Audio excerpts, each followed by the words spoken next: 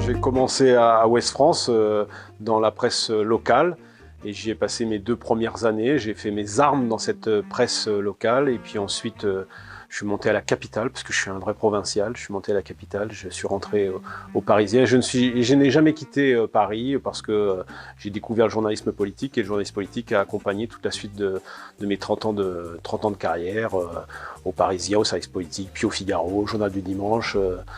Paris Match aujourd'hui et puis un peu de télévision parallèlement. Si je devais me définir, je dirais que je suis un marathonien de l'info. Je suis rédacteur en chef le jour à Paris Match et je suis éditorialiste le soir à BFM TV, ce qui évidemment me situe dans un temps un peu contradictoire. L'info avec un peu plus de temps, de regard posé à l'échelle d'un hebdomadaire, et puis l'info, le hard news comme on dit maintenant sur les chaînes info. C'est le rythme que je m'impose depuis maintenant quelques années, mais qui correspond au fond à ce que j'ai toujours vécu, c'est-à-dire au plus près des territoires quand j'étais à Ouest France, et puis à Paris, alors parfois un peu en surplomb de l'information politique en ce qui me concerne.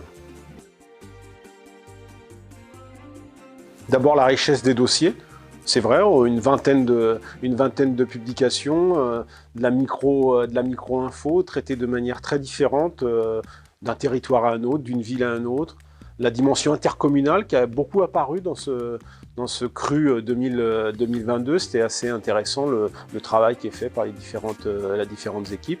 Et puis aussi de la créativité par rapport au traitement iconographique, au traitement même photo. Je suis maintenant assez attaché à cette notion.